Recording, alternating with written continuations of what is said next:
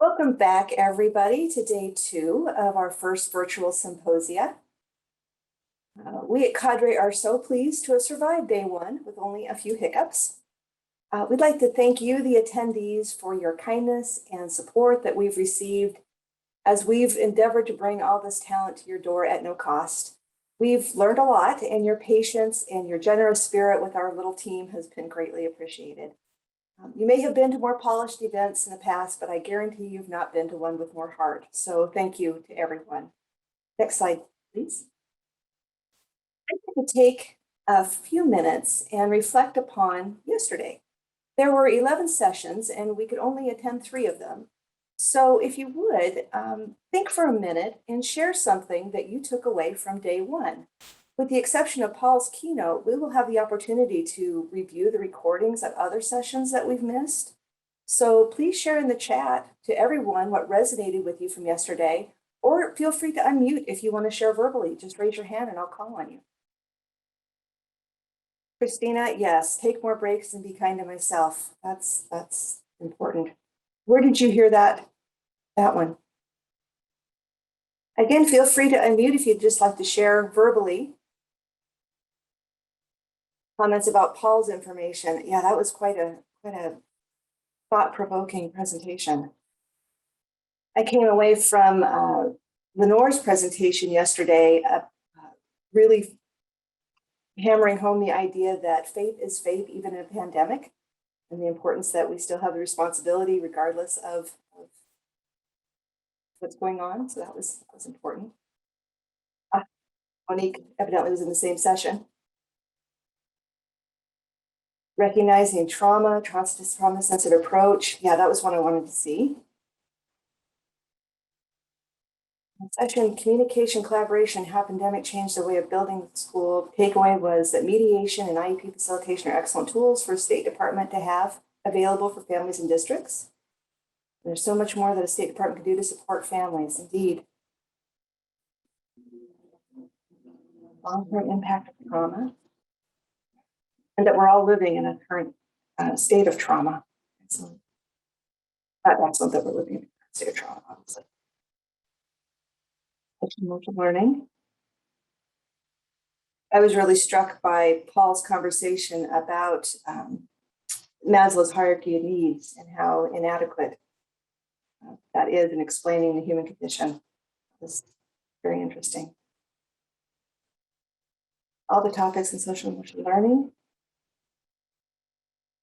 The Hands and Voices org resource mentioned in the chat of the afternoon session. Oh, thank you for posting that. The importance of family engagement as we navigate through the chaos of our world. The presentation, Greg Abel and Norm Ames yesterday talked about the third side of conflict, the neutrals in the community, as being also part of conflict. I thought that was really interesting. Patty, to listen fully and be ready to be surprised. Where was that from?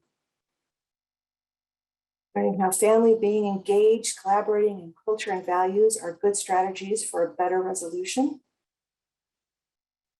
Oh, from the training conflict and collaboration. Excellent. Please feel free to keep posting. There's only so many hours in the day, but there's a lot of information shared at this symposium. So I want to make sure that people are aware of what they might have missed. Go ahead and go to the next slide, Noella. So we have some housekeeping items to address. One of the things that we learned is there was a little bit of a mix-up on the evaluations that were automatically sent following these sessions yesterday. With automation comes the possibility of making errors on a grand scale, and we learned of a cute little setting that caused folks not to be able to fill out a second evaluation once they'd already submitted one. That snafu has been fixed.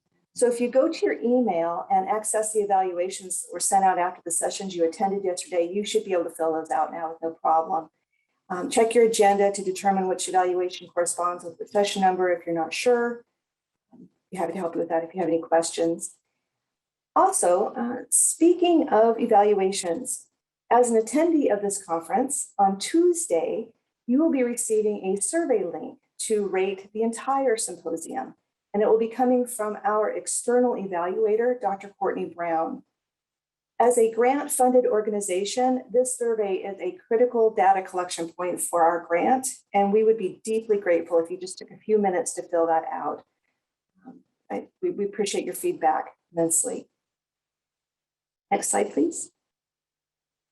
Yesterday, we spent time thanking folks who have made this conference possible, as well as giving a shout out to our federal partners and the presenters. Today, we want to highlight our incredible Cadre Advisory Board. We are so fortunate to have a baker's dozen of highly engaged experts from a rich variety of backgrounds serving on our advisory board. These folks generously weigh in on our products and provide input in how best we can meet the needs of our multiple stakeholders. Our board collectively has hundreds of years of experience and top-level leadership and expertise to bring to bear on our work. If I were in a large room right now, I would ask these folks to stand up and be recognized, but I will just take the time to recognize them here. Cadre's heartfelt thanks go out to Miriam Alizo from New Jersey Statewide Parent Advocacy Network and the Center for Parent Information and Resources. Terry Amsler, lecturer at Indiana University and Program Director Emeritus of the Institute for Local Government's Public Engagement Program. Young-Se Bay, Executive Director of the Community Inclusion and Development Alliance. Patricia Baraxis, President and a Principal Researcher of the Study Group, Inc. Kathy Clayton is a consultant for Ed21 Consulting Services and a previous State Director of Special Education in Texas. Laura Good from Georgetown University's Center for Excellence in Developmental Disabilities and the Georgetown National Center for Cultural Competence. John English from University of Oregon's Law School's Conflict and Dispute Resolution Program and formerly with the Oregon Department of Education. Camilla Pollard, a program manager and senior legal officer for the Dispute Resolution Unit at the Georgia Department of Education. Luann Purcell, past executive director of the National Council of Administrators of Special Education. Esperanza Reyes, associate director of the Utah Parent Center. Courtney Salzer, executive director of the Wisconsin Family Assistance Center for Education, Training, and Support. Carrie Voss Smith, director of the Pennsylvania Office for Dispute Resolution. And Sharon Walsh, policy consultant for the Early Childhood Technical Assistance Center, ECTA. We are humbly honored to be associated with all of you, and we thank you for your gifts of time and the energies that you put forth to make Cadre better. So big shout out to our advisory board. Part of what the advisory board does, it helps review and weigh in on resources that we put together. And so we're going to share some of the featured resources that we think might be of interest to you. We have some new resources and some updates that we want to bring to your attention. Feel free to ask questions in the chat as I go through these. We have been busy since we last met with you all, and we have a lot more to share than what I'm going to highlight for you today. However, we thought that these items might be of most interest to all of you.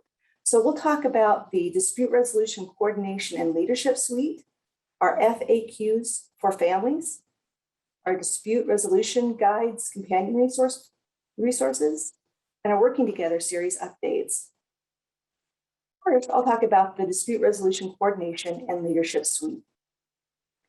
So up until about 4 years ago, I sat in the seat as the Dispute Resolution Coordinator at a State Department of Education. And I came to that position from academia. I was amazed at how much there was to learn just to do the work. The first couple of years felt like graduate school all over again. I just have a handle on like the state education policies and the IDEA regs, but then I would hear that I didn't have the whole picture. Had I read the latest Dear Colleague letter or reviewed the Federal Register for the comments to the regulations, I often felt like I was in an infomercial with someone shouting, but wait, there's more. From our current vantage point at the National Center, we speak to many state dispute resolution coordinators and state directors who start the position as experts in one area like IDEA or dispute resolution, but have holes in their knowledge in other areas. They are facing a steep learning curve as they work to get on top of all the compliance requirements, best practices, and job duties necessary to be successful in that role. That work is both complicated as well as being high stakes. Next slide, please.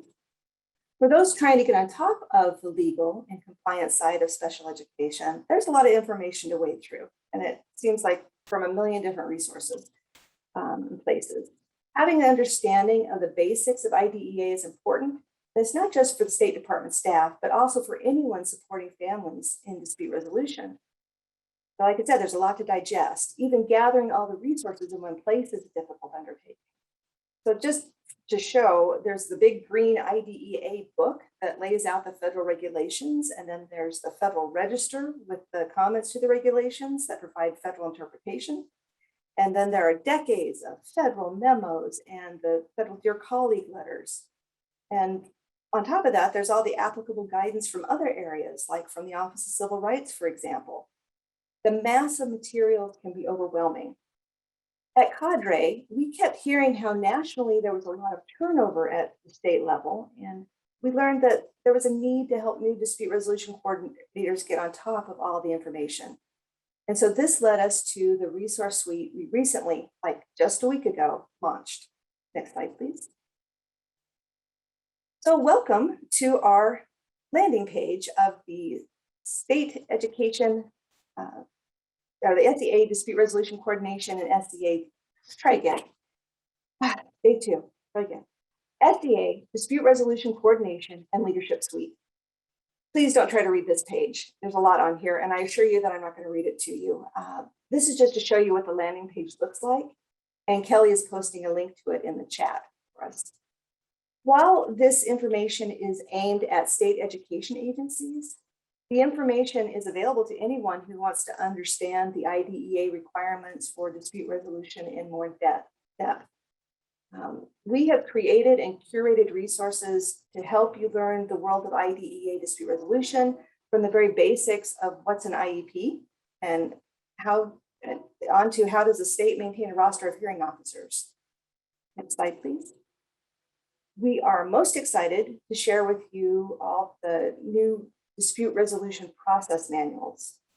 The goal was to gather in one place information needed to build a compliant system, but also identify key guidance documents, as well as provide prompts for improving your system. Next slide, please. These comprehensive manuals feature a table of contents that is hyperlinked and easily searchable, explanations of the dispute resolution procedures under IDEA with hyperlinks to the regulations. There are also hyperlinks to key citations and the federal guidance documents and letters, and pointing out the Federal Register, relative Federal Register information. Finally, we provide coaching questions to explore system improvement areas.